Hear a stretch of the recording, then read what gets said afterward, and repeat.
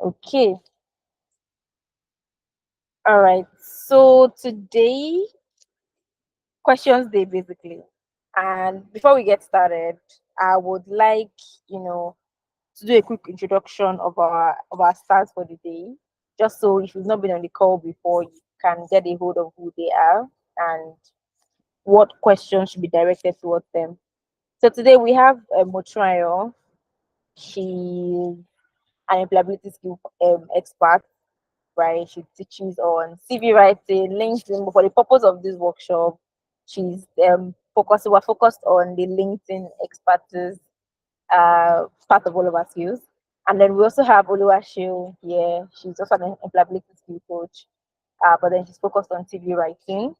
And then for each questions that the people ask, if the other people that have opinions as well, feel free to share your opinion. If it's something that the experts agree on, right? Yeah. If something that they don't, you two also get to learn. So the very first question for today, okay. Hi Moturayo, hi Oluwaseun, how are you both doing? How's your weekend going? Hi, Titi. Hi, everyone. Good afternoon. I'm doing well, thank you. My weekend has been busy at my end, so yeah. Amazing. Oh, sorry about that. Well, work or personal stuff? Both actually, both work and personal stuff. Sorry about that. But thank God there's a long holiday, so you get to make up Yeah. for the Saturday that you've lost. Yeah. Hi Shion, how you doing? How you doing today? Hi, Titi. I'm good. Good afternoon. Good Good afternoon. Good afternoon. afternoon, everyone. Good afternoon. Okay, so second question of the day would be, yeah, so I think I'll start with trial. Yeah, so for trial, how did your career journey start? Right. I want you to walk us through, coming out of uni, understanding the right things to do. Are you one of those people that, from the start they knew what to do? They had people who already like give them OT from the beginning, and then they got in, had the right CVs for their level as a beginner, got the right first job, went through interview the right ways. So how was that journey for you? Right? How did you move from being a career fresher to being somebody who is able to, master the job market? Hmm. All right. No, well, I would say that my career journey has been quite unconventional, right? And that's because uh, I've not had to like do things. What's the right word to use now? Maybe I've not had to like do things like the regular way aside my current job. And that's because okay, so let me just do like a quick breakdown. In uni, no, I did not know what I wanted to do. I studied English and literary studies, right? But I've never been, what's it called now? I've never been that person that wants to maybe use certificate to work or something. So I've had this mentality of, oh, once I come out of school, I'm going to do my own business, I'm going to do this and all of that. So I never wanted to do the regular 9 to 5. But in 2017 or 18, I can't remember now, I stumbled upon um we had like a tech hub in my school then. I attended Ekiti State University. So there was this tech hub where people take courses. I met somebody who would travel from school to Lagos then to work with clients. He was a developer at the time, and they were paying him good money. I was in 300 level, he was in 400, and I was interested. I was like, okay, this one is making almost thousands of naira at the time. And there's me doing business. I did multiple business. Oh my God. I did up to 10, 11 businesses in school that failed, by the way. Wow, still. So I told him that I was interested, and then he introduced me to the Google. They call them Google, I think, developer group, right, or student club, Google student club. So I joined, and then I learned development.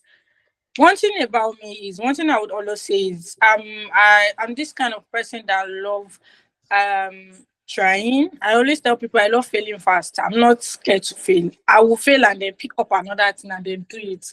So when I picked up web development, I felt that not like failed, right? Because I did not really take my time. It was just 2 weeks in, and I'm like, you know what, Shay, this thing is not for me. I'm not doing. And then he introduced me to product design. And then I tried it. I'm like, no, it's not for me. I'm not doing. I tried another thing. I'm like, I'm not doing. Until he introduced me to marketing. And when he introduced me, I took this Google fundamental of digital marketing. And there was a lot. There was email marketing, there's digital marketing, there's social media. And I was like, you know what? I like social media. I spend more of my time on social media. Why not just try social media?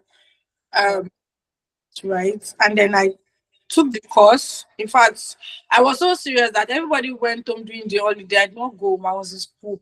I finished the course. We had free Wi-Fi in my school. So I would go into the school during the holidays. I would sit down, use the free Wi-Fi to take the course, take other courses.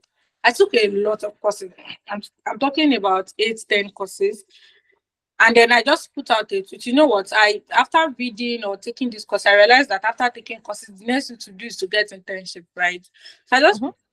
on Twitter that I'm looking for internship. I was in 400 level at the time. I just got into 400 level. That I'm looking for internship. There's no company in Ekiti and all of that. Luckily, I met somebody on Twitter that saw that post and they were like, "Oh, he has a growing digital marketing company in Ekiti. If I don't mind, I should join them." They were not going to pay. It was a growing company, but I joined. I would go after school to the place and then I learned more of digital marketing. I still didn't like digital marketing, to be honest. I just did social media and then I graduated out of school. That was during lockdown. And then luckily, that was why I said my career path is not the conventional way. I just got somebody reached out to me on Instagram. So what I started doing after my internship at the time, when I got to Lagos, there was no job. I applied to multiple jobs, nothing was coming. So I started putting out social media tips, how to grow your social media page and all of that on Instagram. And then somebody reached out to me from London. He had like a small company, he's in Nigeria, right? In London. He has a small company there in London and he wanted me to manage the page. And I took it up. I did not know anything because I've not done anything aside from the internship, right? I took it up. I did it. I think I did it for about 9 months.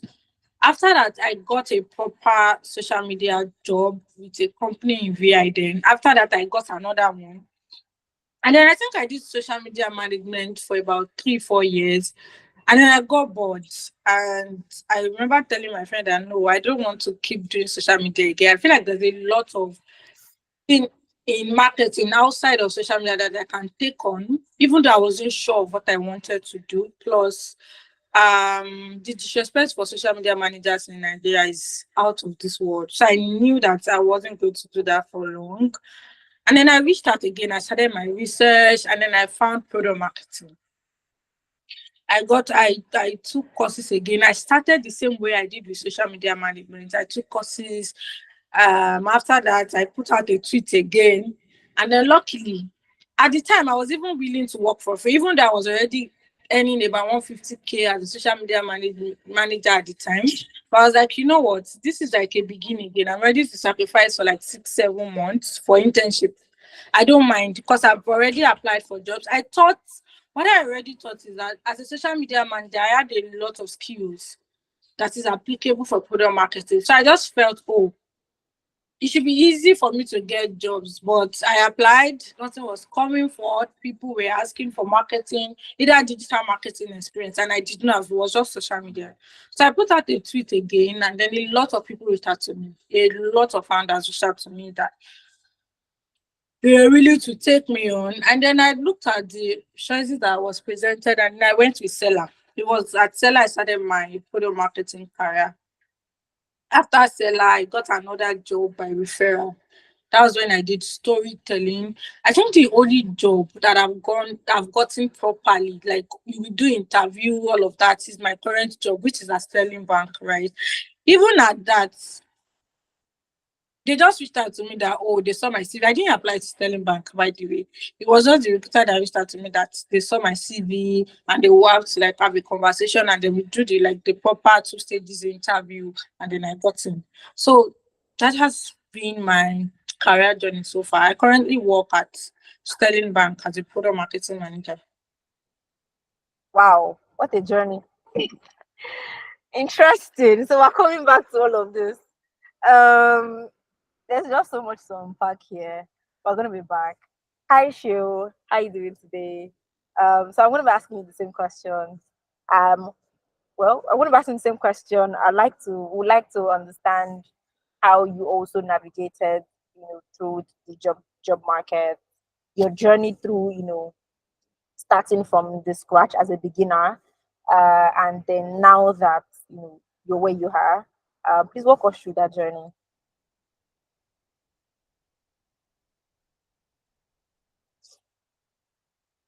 Can you hear me, Titi? Yes, loud and clear. Sorry, my background may be a bit noisy because I have family around right now. So please bear with me. So my own journey started with I studied mass communication, by the way, right? So I was meant to go into journalism. I'm a trained journalist by study, right?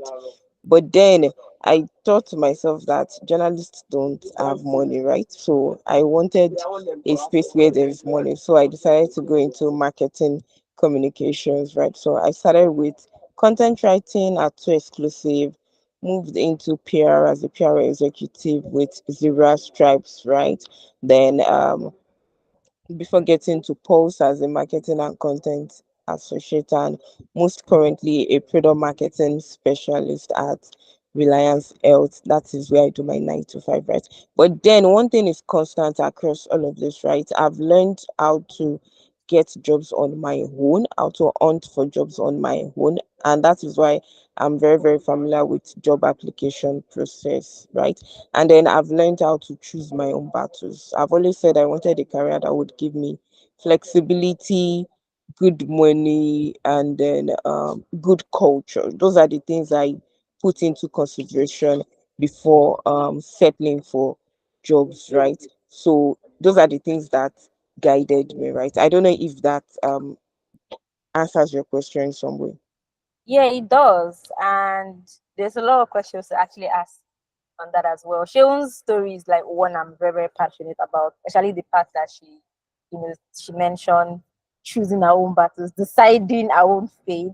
It's a really interesting one because a lot of times when you're 9 to 5 in Nigeria, most times if you're new in the workspace, the easiest way that we think, to go about choosing your own life is to run your own business once, but life won't always go that way, right? We usually don't attribute 9 to 5 to freedom.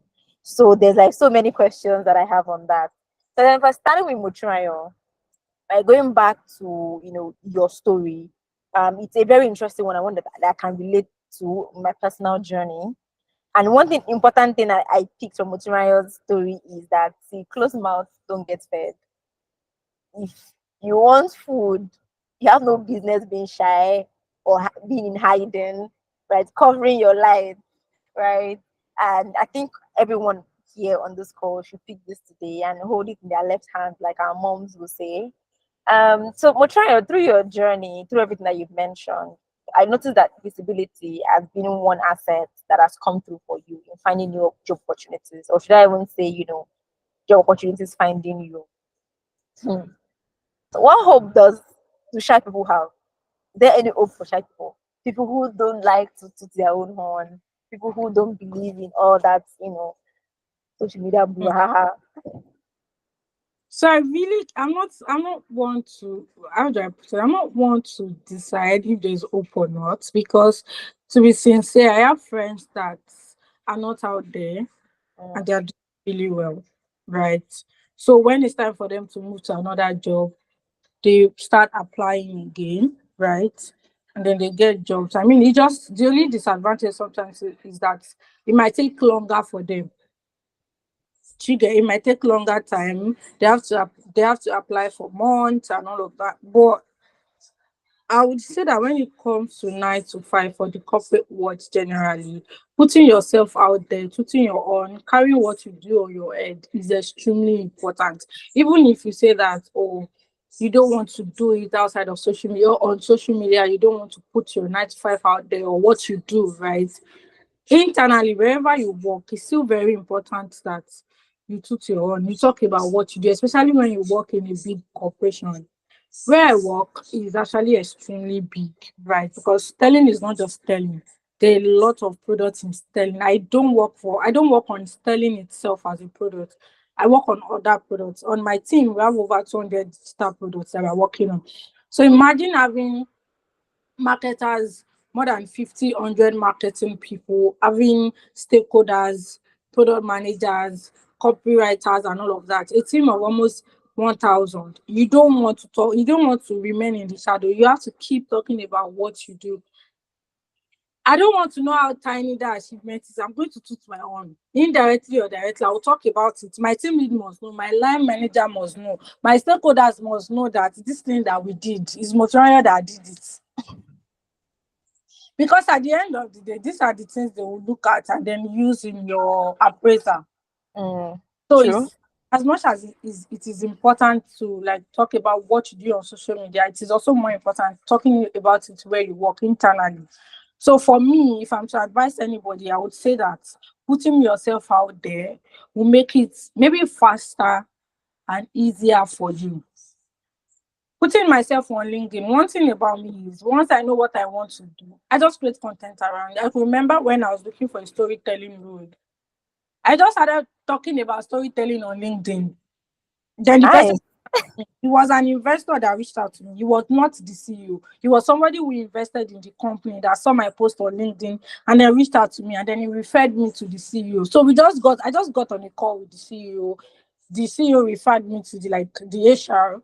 So it wasn't like a proper interview. That was why I said most of my past role, I've not had any proper interview. It was just all conversation. Oh, this is what you can do. We can see what you've done on LinkedIn and all of that, and then we get started. It was just telling that I did like my even at that, the I could remember the CPO referring to one of my stories that I saw online. Even telling, it just shows that even these people are still going to do their background check, they're still going to do social media research on you.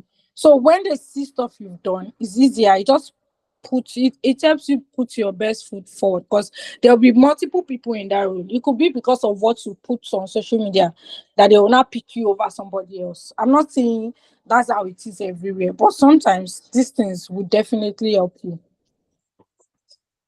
Amazing. Amazing. Amazing. Um, that's really good. Interesting.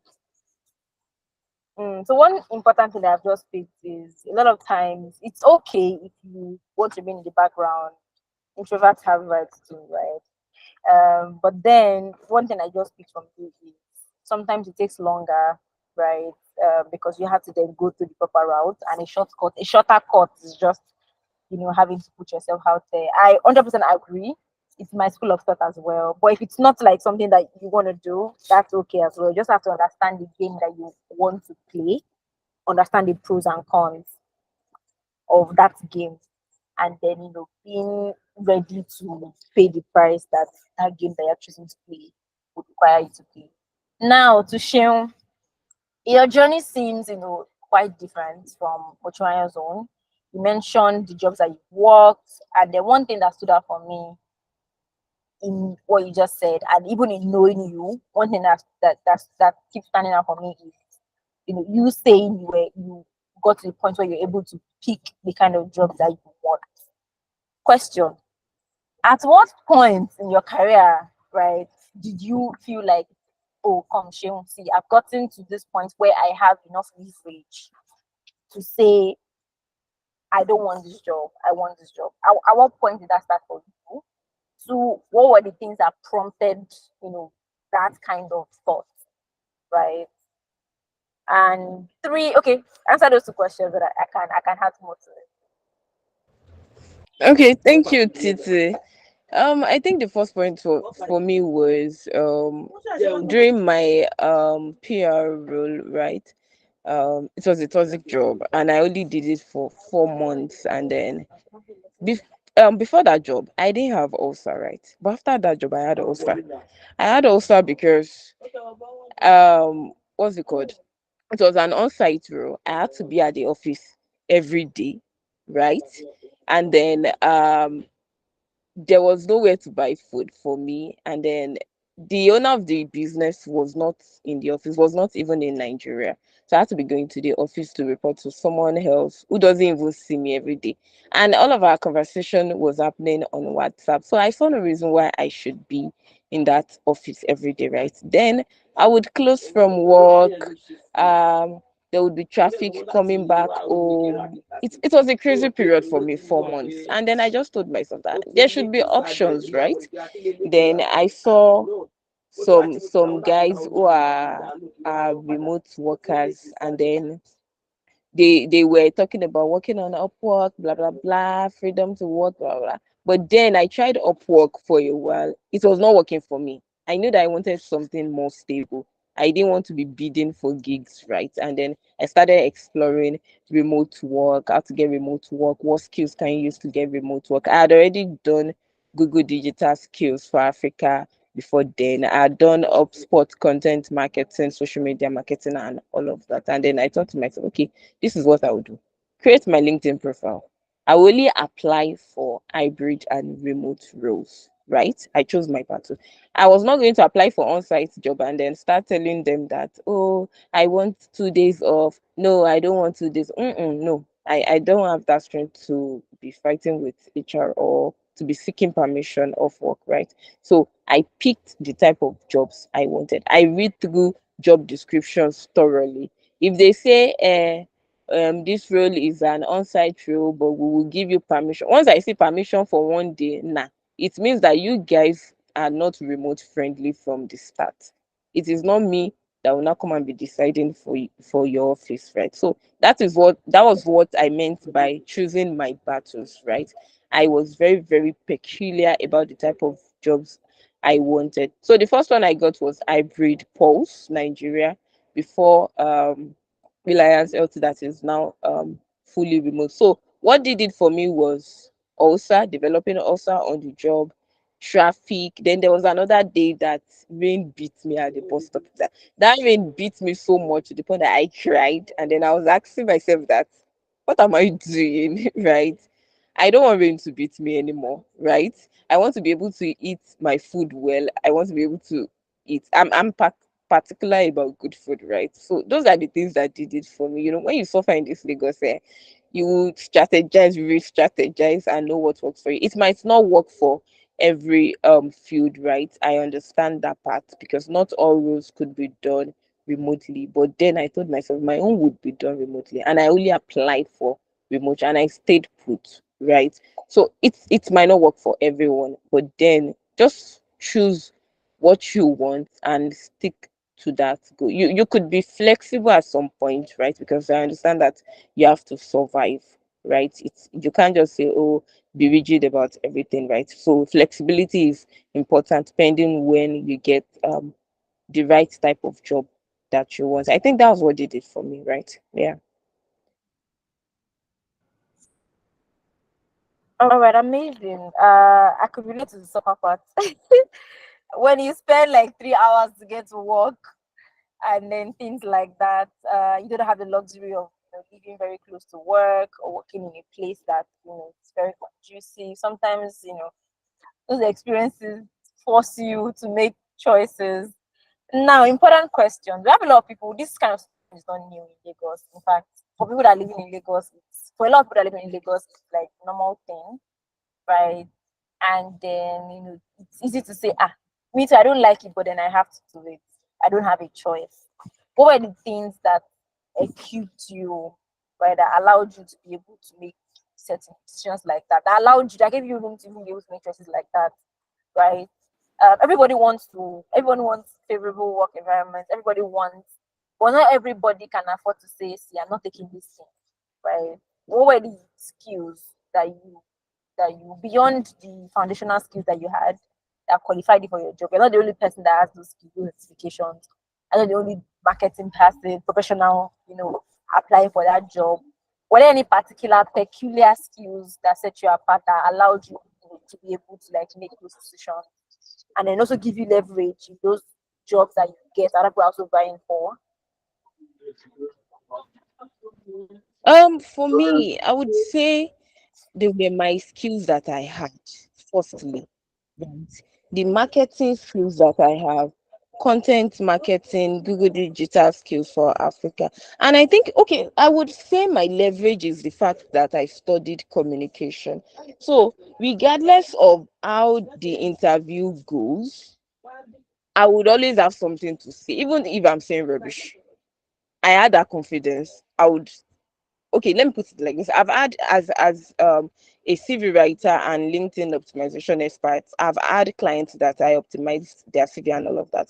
But then I realized that during their interview process, they are not confident enough, even when they have the value in their CV, on their LinkedIn. So I think confidence does it for me because I have good communication skills, right? Then what else would I say? I think that's my major leverage, right? That's my major leverage. My CV is well packaged, right? But then I might not be totally qualified for the job I'm even applying for.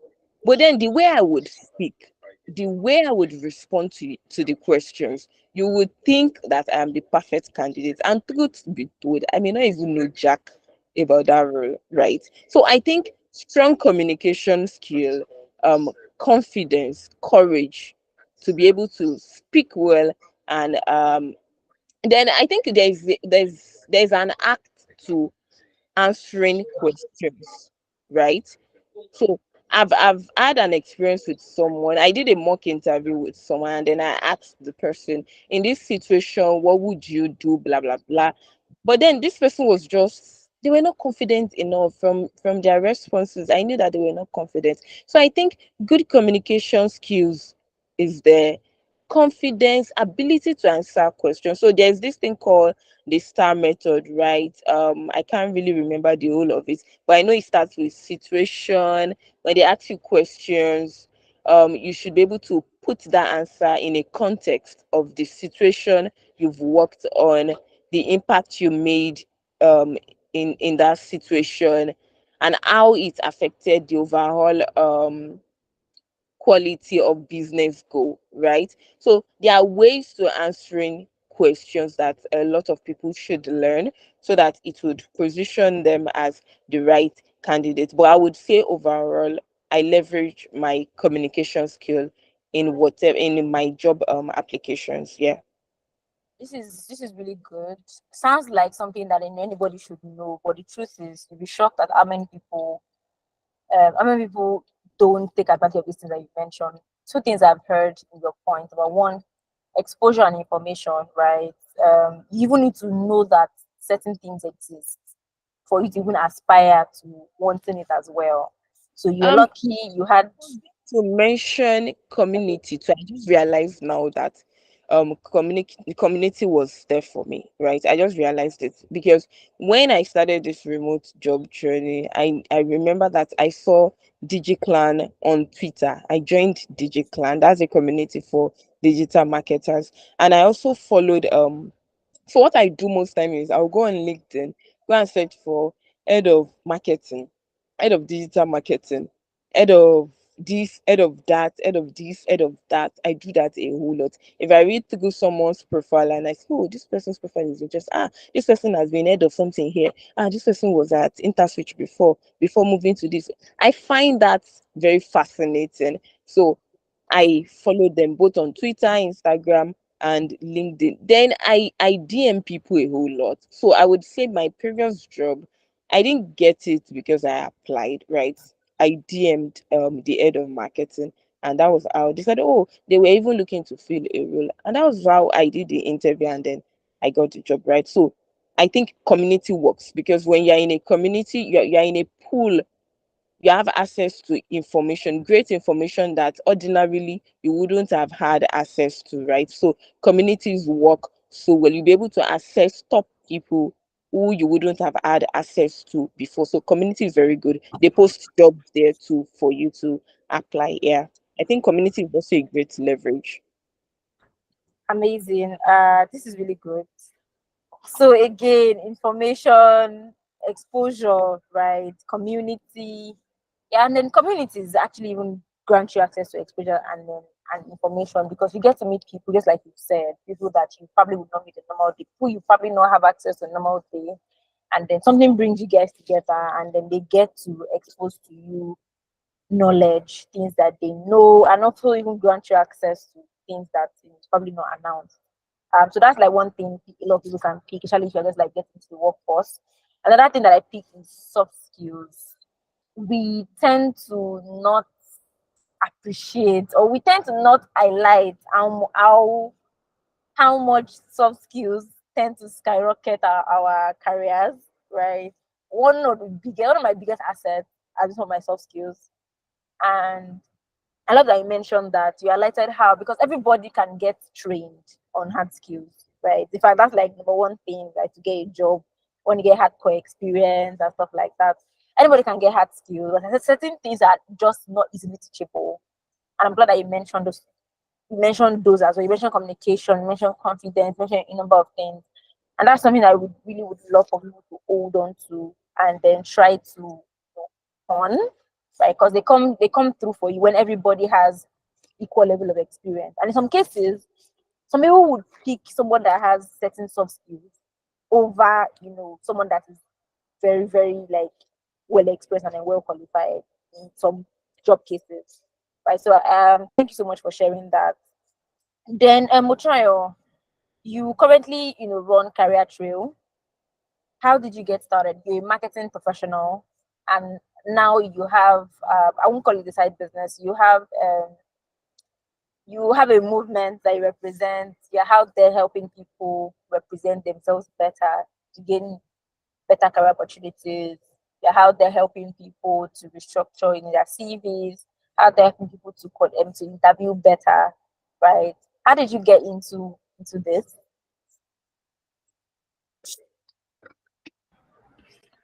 All right. Career started during my NYC days, right? I think during university, I opened LinkedIn account, even though I did not know what was happening there, right? And then took courses, read on how LinkedIn works and all of that. And then I realized that as a social media manager, then people send me a lot of we're looking to hire a social media manager, we're looking to do this, we're looking. So I literally get like requests from HR recruiters, people reaching out to me almost every week. It was quite consistent then than maybe because I switched into product marketing now. I mean, as a product marketer, I still get people reach out to me. I still got somebody reach out to me last week, but it was more for me as a social media than now. And I would hear people say, "Oh, I'm finding it hard to get a job. I'm finding it hard to do this." No, I hear these complaints a lot during NYC. And I'm because I was already working as when I was 7, I was already working at Teller. I had worked like about 1 year or 2 years itself, even before I went for service. So people found that fascinating that you've had 2 years experience before NYC and all of that. And where I'm coming from, Lagos, it wasn't a big deal, right? So I saw that there was a gap. A lot of people do not know how LinkedIn work. Some of them don't even have a proper CV because I'm like, send out your CV to people. And then I see the CV and I'm like, Jesus. So I can remember telling my friend that, you know what, I know how LinkedIn works. Why not just teach people on how it works? My first class, I said it was 1K, right? And then I had over 100 people register for the class. And it was just a day. It was just me telling my friend, and my friend was like, "Oh, she's going to design flyer for me. She's going to put it." It was just an idea, right? I just wanted to teach people. I wanted to teach for free. It was yesterday that said no, that people will not value it and all of that. And I'm like, okay, let's tax them 1K. And she put out the flyer that night. And by the in like 24 hours, over 100 people registered. I'm like, okay, there's a gap here. And then we had the class, people came back to start thanking me, this and that. And then I realized that a lot of them started coming back. Oh, Zoe, come and help me fix my CV. Oh, Zoe, I want to work on myself. I want to apply for this job. At the time, to be very honest, I did not know how to work on CV because it was just my own CV. I just put together my CV based on what I've seen online. It was just LinkedIn that I knew that, okay, I really know how this works. Because of the request, I now had to learn because now it's now different. It wasn't just my CV again. It was people's Yeah. CVs. A lot of them would want to like get interviews when they use this CV to apply for jobs. I started charging people.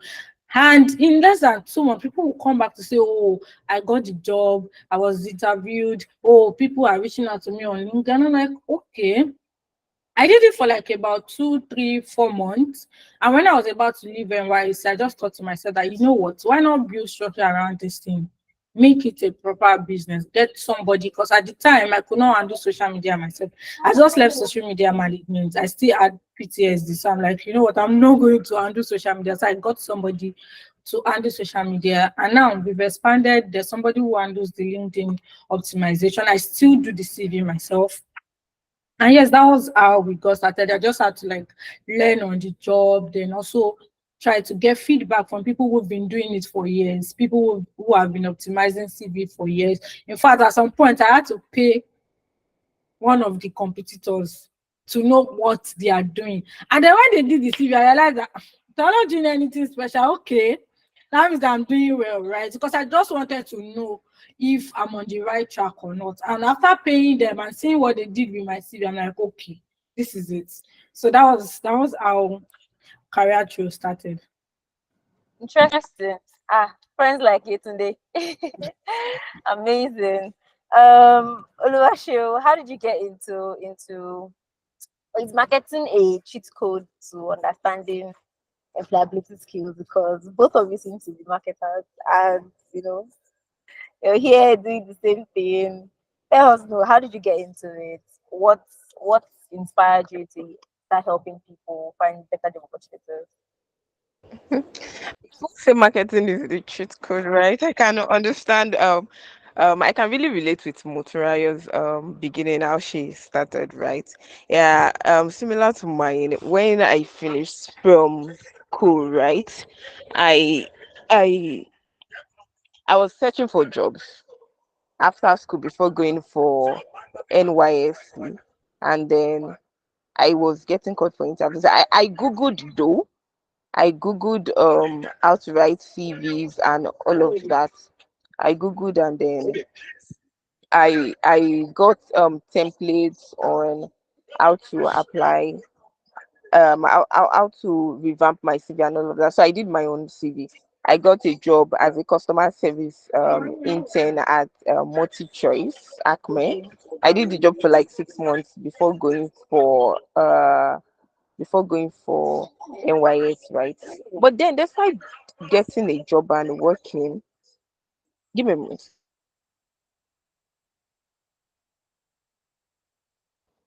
Yeah. So after getting the job, I realized that most of my friends were not getting jobs.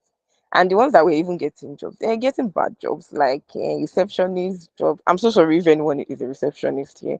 Front desk job, and not the solid kind of jobs, right? And in good companies. So I realized that there was a problem. I was just tweaking my friends' CV. I would tweak for them. They'll start getting called for interviews. I'll help them write their cover letter based on what I read online on Google, right? I would do that for them. That was what I did. After NYC, I started looking for a job again. I did my own CV. I got a job. Well, some people were not getting. So I realized that this is a problem. So I started writing for my friend. The first CV I ever wrote, I collected, was it 500 naira? 500 naira to write that CV. After that, I saw that, so someone can pay for this. I moved to 1005. Then during my job as a content writer, a friend wanted to write two CV. I told her 3,000 and 115 for each. She priced it to 2,500 for two. I wrote it then. After that, that person referred someone else to me. I wrote it for 4,000 naira. Next one, I wrote it for 7,000 naira. Like that, like that, like that, like that. That was how it increased. And then after the PR job that nearly took my life and gave me ulcer, I took a career break. I took a 1 year career break, and I decided to build the brand. I told myself that I was going to build this CV writing and LinkedIn optimization thing. Oh, I can remember what even gave me the ginger was I wrote someone's LinkedIn. I revamped her LinkedIn, and then she got a foreign remote job that paid her $5,000 per month. Right. As I then I didn't even know that it was $5,000. Right. She only came to me and said, "Oh, she wanted to revamp her LinkedIn," and I revamped that LinkedIn for 5,000 naira, right? I didn't even know, though she had someone at the company that was advocating for her, right? But then they said they would not give her the job if they couldn't find her LinkedIn properly optimized. That was why someone referred her to me. And then she got the job. It was later on I now knew that that LinkedIn that I revamped for 5,000 naira, that lady used it to get a $5,000 job, and she was in Nigeria then. That was December 2021. That was when I knew that, yeah, no, I need to take this thing seriously. And that was when I started building a brand around it. That person now has referred me to multiple people. True, I've had clients in the US, UK, Canada, right? And then with time I have change. Then another time I did LinkedIn for someone that was relocating to Canada. I didn't even know that the person was getting thousands of job requests on LinkedIn. The person was in Canada. I just saw that the person kept on referring people to me. What happened? It was someone else that the person referred that was not saying, Mr. Kolau, you said you were the one that did his LinkedIn for him, CV and LinkedIn for him. He relocated to Canada. He's earning, I think he said 150,000 something. I can't really remember that figure now. I said, Jesus, me, I was collecting 5,000 naira for this thing. Almost now that I did a price list and then the price skyrocketed, right? That was it for me. And then I was intentional about my social media and everything. Even though social media is not my source of getting clients, it is not. It's mostly referral. It's mostly referral. So that was it for me. I started with the mind of helping my friends, but now it has grown into a bigger brand that people are always referring and all of that. That was how it started for me. Yeah. Wow, interesting. Wow, I've been underestimating you too much to show. All right, so guys, please remember that you this today is for you to ask questions. Okay, if you are too shy to raise your hand or you don't want to speak, please feel free to drop all of your questions in the chat box. We've had CV writing sessions. Felix has taught on how to answer questions in the star with the star format. Mutuan has taken us through step by step how to optimize your CV. She even optimize a number of CVs in class. Sheon has walked us through how to put our CVs together. The recording to all of this is going.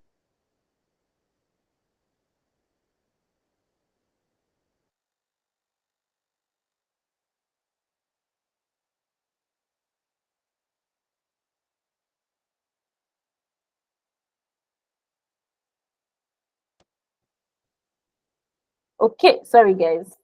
All right, so as I was saying, she was also helped us, fix up our CV. She's taught us how to optimize, and then he even helped us to work on a specific class. So if you still have questions, from everything that we've been taught during the week, please do not hesitate to ask your questions today. Yeah, next. One important lesson that I've picked from both of you story is selling yourself. That's skill that I see you both have. Yes, selling yourself skills. And I think that is something everybody should take out of this session today, right? Um, when Sheil mentioned that there's an ask answering questions, right? And then there's a way that you position one of the best places. for a particular role, and that's something I want everyone to pick, from beginners to to the seniors on this call. So my next question to both Sheung and then Mochurayo, for people who are new, right, who don't really have work experience yet, because work experience sometimes gives you confidence, right, to show them that, see, if you don't pick me, you messed up. For somebody who's just leaving university, doesn't really have so much experience, how do they one develop the soft skills that they need to show themselves, in the right, to represent themselves as one of the best choices for a certain role? That's number one. How do they get the soft skills? So how do they build confidence? Right? Because anybody can just slap and detail oriented on a CV. And what other thing that we all write? Communication skills, written and oral, all those very cliche things that we all write on CV. Anybody can just slap that. But then how can a newbie, a young graduate, somebody who is like very green in the job market, how can they, what kind of soft skills should they develop? Should they prioritize? How can they get it? And then how can they also build confidence? So I don't know who wants to answer first, Mochurayo or Oluwasho. All right, I'll go first.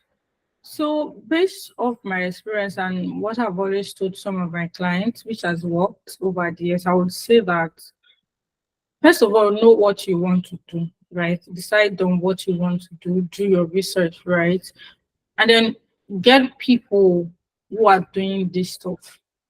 Because you will be surprised that, oh, product marketing on social media, what you read online is not the same context when it comes to product marketing in Nigeria, right? And I feel like there are some courses, or there are some fields that are like that, right? Some of these roles differ from company to company or from country to country.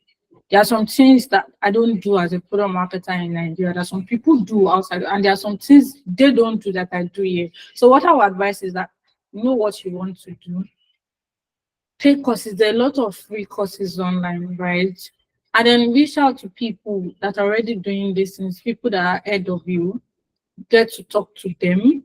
Ask them like the major skills that are required that you might not see on social media, right?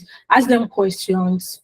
When you have questions, go back to these people, ask them questions. The way they will answer it based on their own experience and the way they are going to help you will be way better than what you're going to see on social media. And then try to offer your services or your skills for free at the beginning. I understand how important it is to like make money and all of that. When I wanted to transition into product marketing, like I mentioned earlier, I was already earning about 150K as salary. And when I told my friends that, oh, I tried applying for jobs, nothing was working, and I was ready to like get an internship role, and I wasn't even ready. If they were not going to pay, I was ready to do the work at the time. I think that was why I got a lot of people reaching out, because what I posted is that I don't mind not getting paid. It sounds silly to some of them because they were like, why would you say you're not getting paid after working for 3 years? You already have experience and all of that. But the way Nigeria is, or the way the corporate world is, a lot of people don't want to take a bet on you. They don't want to bring you on board without seeing that you've done something somewhere. I mean, for marketers, that's why people will say that marketing has a low barrier entry. That's because as a marketer, you can just read up on something and start writing articles about it. Most of most of marketing at the core, right, deals with content. Whether you're doing product marketing, you're doing digital marketing, social media, whatever it is, you're still going to deal with content. So for marketers, sometimes it's easier for them to just open a Medium page and start putting out articles. But for some other roles like sales, you cannot just start writing articles on sales or when you don't have numbers to show, right? So I feel like at the early stage to strengthen your skills, because getting the skills online is not enough. It's not the same thing as getting your hands dirty. Getting the learning about the theoretical part will just help you know what this is about. Doing the actual job is what will let you know what you need to do. when you fail, you learn that okay, next time when I want to do this thing, I don't have to do it like this. Right. So at the early stage, if you can offer your skills for free, if you have family members that have a proper business that you can help them maybe sell their stuff, it boils down to how you package what you've done. At the end of the day, it's how you tell them what you've done. So I think those are like the major things. And then also join communities. Communities are actually very, very important for me because so far most of my mentors, because again, people are busy. When you go to social media on LinkedIn, reach out to people that oh, you want them to mentor them, they will tell you they don't have the time, right? So one thing that has worked for me over the years is community. I'm always very active when I'm in a community, especially when I joined tech marketers. My mentor today reached out to me from my questions. I was so curious when I was trying to transition into. I was always asking. At some point, he sent me money. At the time, I've never met him before. He sent me money to buy books. I was so curious. I was always asking him, what book should I read on this? How should I do this? Till date, when I have issues, I still go and meet this person and say, oh, I'm trying to develop this plan. I'm trying to put out this product. How do we go about it? Right. So community has helped me. I've met a lot of wonderful top marketers via community. I've never been the person to go and meet people and say, oh, I want you to mentor me. I don't know how to do that. Right. So I would rather just put myself out there, even in community, in groups. I'm always answering questions, I'll ask questions, make sure that if there's any activity that can show that okay, Motorio is on this group, I'm going to do that. And people will see that, oh, you're willing to put in the work, or you're already putting in the work. And then they are willing to help you based on what you've done for yourself so far. So yeah, that was how I was able to like build my skills at like the entry level. Yeah, that's really amazing. I love that, you also mentioned community being an important part of your career journey. Sheung also mentioned, that exact that's really amazing. Before I go on to ask my last question so I can round up, Adeyemi has a question in the chat for. I think this question is for Bochurayo. Is asking, okay, sorry, Oluwaseun, go before I ask Adeyemi's question. Yes, yes. I wanted to add to what Motorayo said. Motorayo is very correct about getting experience. I'm saying this because when I started out my own career, right, I started with a survivor mindset. Mindset in the sense that I just wanted to earn. I just wanted to make money. I didn't really define a career path per se. I just went with the job that paid me the highest salary as at then, not necessarily the job that made me learn the most, right?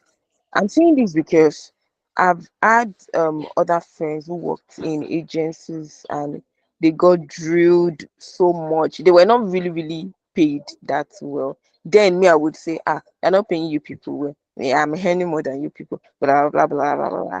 But the depth of experience that these people have right now, I don't have it. And I'm being sincere right now.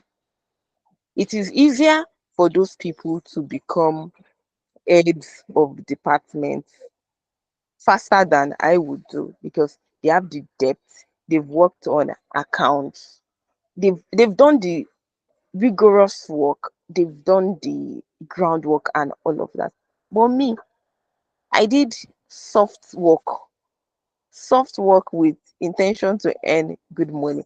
But now I've realized that as you are growing in your career, you would need lots of practical experience to be able to move forward, right? So experience is very key. Learning, doing the actual work is very key. Though on another thought, I always say I can't blame myself. I was just a young girl who wanted to earn well, right? But now I think what I had then was more of theoretical knowledge than practical knowledge. But then I will still win those people who have um practical experience because they may not have lots of confidence. They may not be able to speak good English and packaging the way I would. So you will still pick me over them, right? I don't know how it works, but then experience, solid experience is key. Right. I think there was a time a tweet was raining on Twitter. They'll say, in the corporate world, you don't lose your confidence. Almost lose composure, something like that. That is my mantra. I don't know it, but then you will not, you will never catch me. I don't lose my skills, right? That's it. Yeah, I just wanted to mention that part of experience. Thank you for mentioning that. This is a very, very honest and very vulnerable point that you just raised, and it's one that I can relate to. I have an acquaintance who's into today, right? That she made a move at one point and it sort of affected her career growth. She moved for money, which is not a bad thing, right? Again, I mentioned something earlier. Understand the game that you want to play, right? One, also understand the pros and cons of the game that you want to play. Okay. So if you want money and at the same time you want career goal, you need to sit down and be strategic about what you are picking and what you're not picking. And then she also, that day she was really honest and then she mentioned, this career move that she made, it was a bad one because if she had taken another offer, should have actually grown in her career. She don't have gotten that money at that time, but then she would be at a point where she's able to command certain level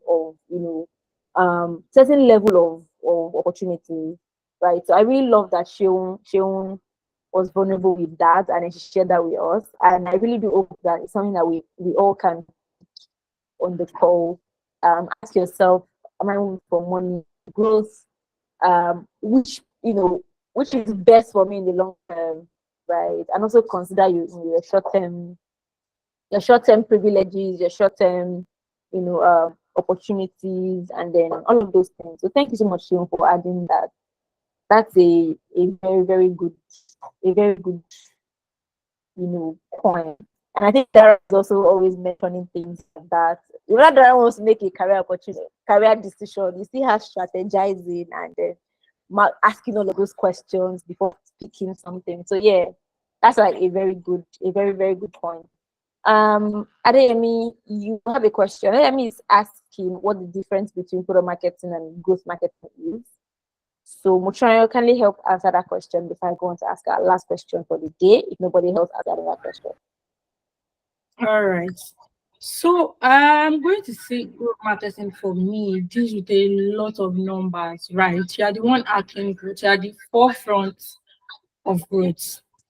So I'm not trying to talk down product marketers because I'm doing product marketing, but I would always tell my colleague, the great marketer that I work with, that is the one doing the ad part of the job or the other, because my job is that let me see the other part of the job.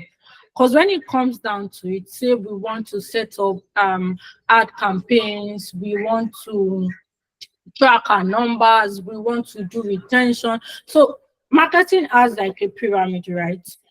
Product marketing is at the start of the pyramid. I'm trying to get people to know about my product. I'm telling stories about my product. I'm taking a new product to market. Right.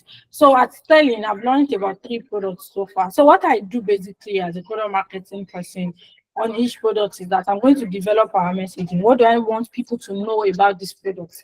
What do I want people to say about this product? There's brand, that's the perception is brand marketing, but as Sterling is not different. I'm doing brand marketing as a product marketer. I have to build the perception around the product. I'm taking that product to market. So I'm developing all the launch strategy.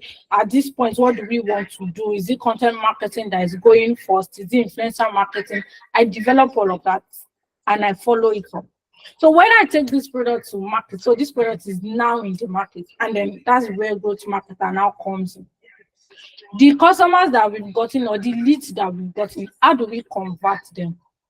I'm not saying my work stops at that point. It doesn't, right? Because at the end of the day, I'm still always on top of my messaging. We have in a startup, because I've worked at a startup before, you will do all of these things yourself. You will do growth, you will do product marketing, you will do content. But because selling is big, we have content marketers. So when I'm done with the product launch, the growth marketer takes it up. Okay, we've gotten 5,000 leads so far. How do we convert them? Right. I've developed the messaging. The Go marketer now goes to the platform, whatever email platform you want to use or whatever platform you want to use. He sets that up, monitors it. Okay, how many people have you converted from the first set of emails that went out? How many people dropped from our website? People who visited the website, how many people dropped? Why did they drop? I go to him to say, I know all of these numbers because I go to him and say, okay, if I'm doing my reporting, so I do my reporting most times separately from the growth marketer, just so everybody knows what they are doing. But my report is not complete until I go to my growth marketer to say, okay, how many people visited our website this week? I do not have access to that. He deals with that data.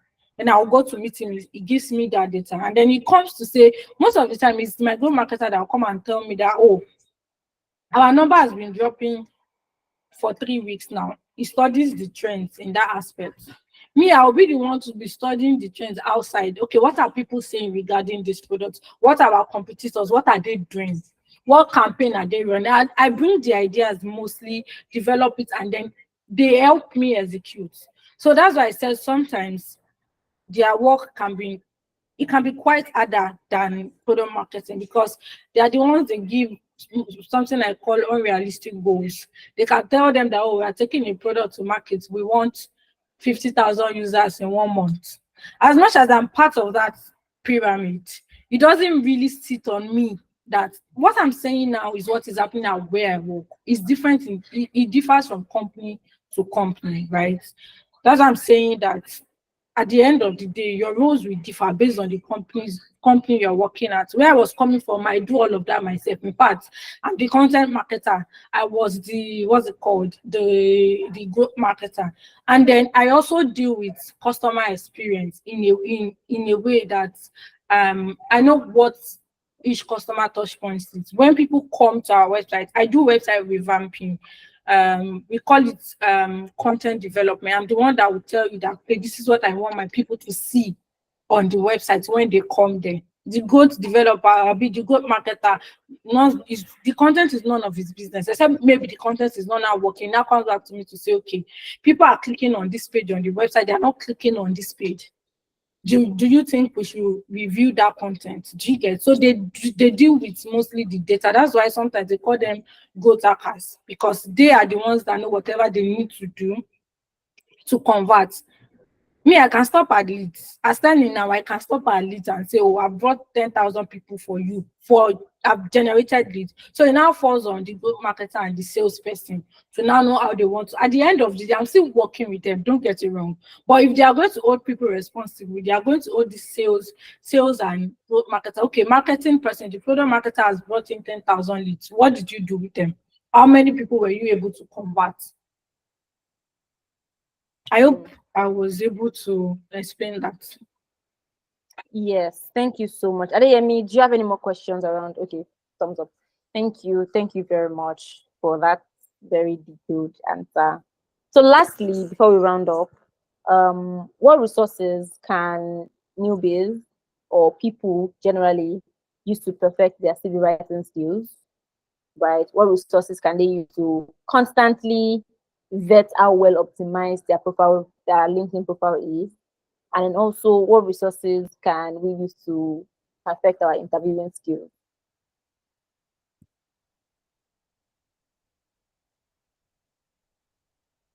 Muchurayo Oluwaseun, So which of you would for like to answer that? interviewing, I'm going to say you should speak to there's this lady I listen to on YouTube. I cannot really something millennial. She has a lot of videos on interview, and her videos have helped me really a lot. Because before I joined Sally, I've not really done like a proper interview.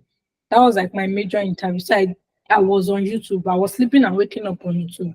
I was watching a lot of videos. Like Sheon said, at the end of the day, still your confidence. If you come to the interview and come and say rubbish, as long as you are confident saying that you're rubbish, because I've been at the moment, I interview product marketers. When we want new product marketers to join, like when we want to bring new product marketers on board, the existing product marketers will sometimes be part of the panel. I've had sessions where they will ask this lady question. She said, oh, she doesn't know it, but she thinks. But because she was answering those questions confidently, I was so shocked. At the end of the day, she got the job. So first of all, as much as you want to know what to say, which is very important, because some people will not overlook that for you. You need to know what to say. What you can do with that is reading up online, read up on articles. In fact, ChatGPT has made it easy. Just ask ChatGPT questions. Tell the person the kind of interview. Tell ChatGPT the kind of interview you are going for. Let the tool come up with questions for you. Go on website on Google. Sorry, read up on articles. I use Indeed.com, and then there's another website I use to prep for this interview. You see a lot of common questions. If there are people in that company that you know, or you don't know, you can even reach out to them in the same team. You can reach out to them on LinkedIn just to help you. A lot of people have reached out to me on LinkedIn for interview as Sterling. So you can reach out to them and tell them that, okay, how does your interview go at this place? What questions do they ask? How is it? Just to get an overview of what you are going to answer to. Prepare based on that. And then also, again, confidence is really, really matter. Articulation, when you want to say, I've been in an interview where the guy was taking forever. You could see that the other panelists are very tired. After the interview, everybody just said no.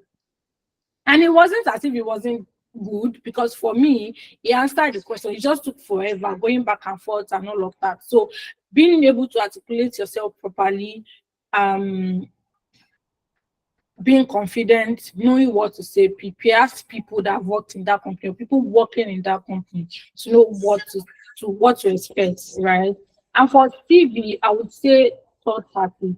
Third party in the sense that when you write your CV, don't assume that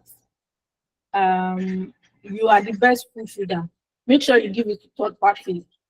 One of the structure that has helped me in my business to date is that whenever some of my employees work on the CV, I still make sure that I pass through my table. I will look at it, read it, edit it myself. At the core of it is CV that I do majorly. So I make sure that I don't joke with that. I don't want mistakes from that. So make sure that no matter how good you are, give people your CV to look at, your friends, hear from them. What do they have to say? You can also use tools online to see how well your CV is. These tools will give you score. If you get less than 60, then you should work more on it. In fact, less than 70. A good CV rate should start from like 70, 80, 90. Most of my CVs are mostly 90 plus. So just to make sure that, okay, and these tools will even tell you what you need to work on. When they give you that rating, they'll not tell you that, okay, this is where it's weak, this is what you need to do. Then look up for templates. Look up for templates online, especially in your role. Say for a marketing manager, go to Google, search for marketing manager CV, look at what it looks like. Go to TikTok, go to Instagram. You see a lot of videos on how to write a good CV and all of that. Adeyemi, you have your answer. Do you want to ask a question? All right, go on, Titi. Yes, hello. Hello. The line is quite bad. Can you hear me? I Hi, can hear. Adeyemi. Yes, I can hear you. Oh, okay. I mean, the question that I actually have, it's not really relating to the topic of discussion. I just wanted to find out if anybody has any info around possible internship within any organization for a data analyst. I'm actually trying to source for my younger sister, so that's the reason why I said I should ask before you close the session. Thank you. All right. Thank you. Sorry, we don't have that at the moment, but then you could connect with anyone and outside the call. So I But then if there are job boards that Motimayo could share or show, that'd be good. So another thing I would say you can do is to look out for, what's it called, recruiters at Sterling, because Sterling is always hiring people. There's this always on hiring going on at Sterling. So I'm very sure that do they need an intern? I'm very sure it might not be data analyst, so you might want to reach out to people there and ask them that. Are there, because Sterling will not post. So the thing with bigger organizations is that they don't post their vacancies or their openings most times. They rely on people within the team. Senior has over 10,000 employees. So when they post it, a lot of people would want to bring in their people. So that's why they don't post their jobs on public platforms. So you might want to reach out to people. Another thing I would say, this brings me to the point Shion said earlier about reaching out to people. Don't be surprised that a lot of bigger organizations, a lot. Startup can put out their openings and all that, but you see bigger organizations, most of them do not put out their openings. And that's because I had a conversation with an HR and I was like, why is this happening? Because few people don't give the same opportunity to people out there that are looking. And it was like most times when they put out these things, a lot of application comes. Sometimes they get up to 5,000. That becomes overwhelming for the HR. They cannot sort through it. They cannot give everybody a fair chance. So they rather not put it out and just leave it internally where they will just get about maybe 200 or 500 application, and then they can now start sorting so as to give everybody fair chance, right? So if you are job hunting, please don't rely on just job boards. Do not do that. Try as much as possible. Look out for the companies you want to work out. List them out. Maybe 10, 20. Write everything down. And then look out for people working in this company. Look out for the founder. I have a friend that when she worked at what's it called? I think Ayata, she reached out to the founder herself. And it was an internship at the time. She became a full-time employee, worked at Ayata for years before leaving. And I see a lot of other people like that reach out to people and then they get the job. So please let it be part of your job hunting strategy.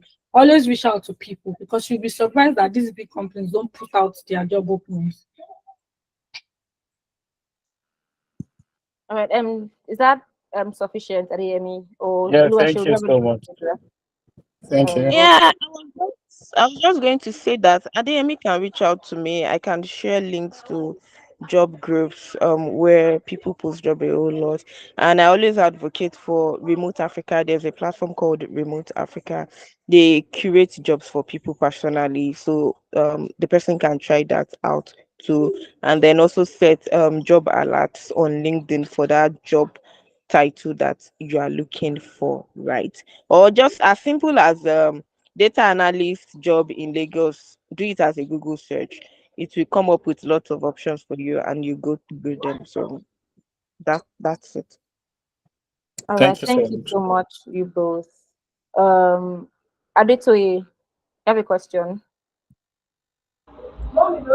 Yes, good evening, everyone. Good evening. So my question goes to Oluwaseun. It's not like a question. I just have a request. She was just saying, just now she was saying that she had a group chat where jobs are being posted frequently. So I just want to say I would like to be shared the link so that I can join because I'm also job hunting at the moment for internship or entry level. Okay, Adito, that's no problem. You can just reach out on LinkedIn and I'll share a list with you.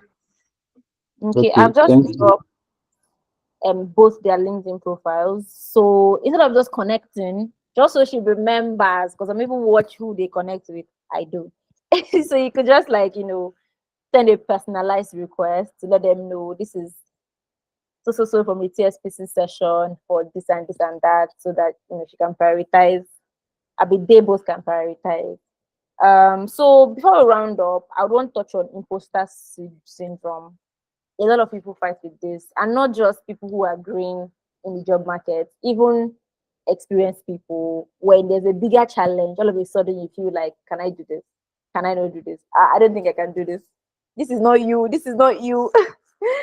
So, Mochirayo, Oluwaseun, what's the best way to deal with this? And then we close out. Yeah, for me, imposter syndrome will always be there forever. I think that is what I've come to accept right now. Imposter syndrome will always be there forever. All you can just do is just to do it anyway, right? I used to be scared. I used to be very, very scared. I'm talking from my experience growing up as a timid person. So I think growing up as a timid person affected me into my career, right? And then I did things with timidity, lots of timidity. And I know that Titi here can can testify that she is one of those people that ginger. Titi will say you did like this, you did, and then I keep on, how does she do it, right? I can't do it, right? But then, so now I do it in two ways. Imposter syndrome can come from the fact that you are not good at what you do, right? So if that is a gap, you should identify it by filling that gap, by learning, right? Learning, you can take a course, or by getting the work experience that is required for a role, right? That's one way of dealing with it. Second way is by dealing with your mind, your mindset, right? You will never be perfect. If you are waiting for a time that you would be very, very perfect to the point that you'll be able to apply for bigger roles or a better role, that day will never come. So, imposter syndrome goes away as you make attempts to do things. You grow with it. Not that one day will come that all of your fears will be gone, all of your imposter syndrome will be gone. No, that day will not come. You will just do them with confidence. You just tell yourself that, see, I'll do this thing, I'll do my best, and I'll do it well. That is the thing with imposter syndrome. I'm going to make a reference to my current role as a product marketing specialist. I've never taken a course in product marketing before. All I've done has always been data marketing, content marketing. Those are the courses I've taken before in my life. I've never taken any product marketing course. And when I saw this role, product marketing at Reliance, and I saw the requirements, they wanted someone who has understanding of content marketing. I understand content marketing, background in communications. I have a background in communications, blah blah blah. The rest, they said positioning, messaging. I don't know what that is, right? But I applied. I applied, got to the first stage, I did the first interview. They gave me an assessment. But what I did during the assessment, this is where community comes in. Because I already belong to a community of marketers, I just posted it to say, oh, I have an assessment, blah, blah, blah. I would need help with I requested for product marketing managers to please guide me. And I got about three people who were willing to guide me on the assessment. They some even came on a call with me and they guided me. And I realized that what they were even saying is something I could do, marketing strategy. I could do it, right? But then because they were saying product, which one is product now, right? So I did it well. I presented the assessment. I did the culture fit. And surprisingly, they gave me the offer. I've never done product marketing before in my life. But then I've come to understand that if you don't try out something, you will not know whether it will work or not. So whenever you want to do, as you're growing in your career, right? Regardless of the fears that you have, just do it first. If it works out, right? If it doesn't work out, so be it, right? That is my approach to life now, and specifically to my career.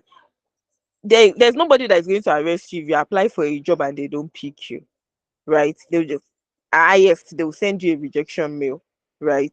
But then you develop your confidence, right? So don't allow imposter syndrome to derail you, because it did derail me to the point that I took a career break, right? So you will never be perfect. Have that one at the back of your mind. And then another thing is, you may feel like if you enter a new role or a new company, you're scared of the company's process. Truth be told, every company has its own process, its own way of doing things. So regardless of the knowledge you've had or where you are coming from, you still have to learn that company's way of doing things. So it may seem like you are not good. It's not because you are not good with your foundational knowledge. It's because the company you're entering may have its own way of doing things that you still need to learn. That is why you feel like, oh, I don't really know this thing within the first 3 months, right? It doesn't mean there's no job you are going to get that you not still need to learn from scratch, learn their own way of doing things. So just apply for jobs, please. Apply for them. If they like, they will take you. If they like, they don't take you. If they are lost, please Thank just you do it. so much. Thank you so much for this. And thank you so much, everyone, for joining in. It's been a very fun and valuable past 3, 4 days. Thanks so much, Oluwashio and Mochimayo. I think she's having a network issue. Um, Let's have an amazing end of day. And please, if you want access to the recording, don't please join the Slack channel if you're not yet a part of the channel. And if you want to connect with Shion, our profile is on in the chat box already. If you want to connect with Mochurayo, same as well. Thank you so much, everybody. Enjoy the rest of your long holiday. Bye. Thank you. Bye. Thank you so much, Shion. Bye. Okay.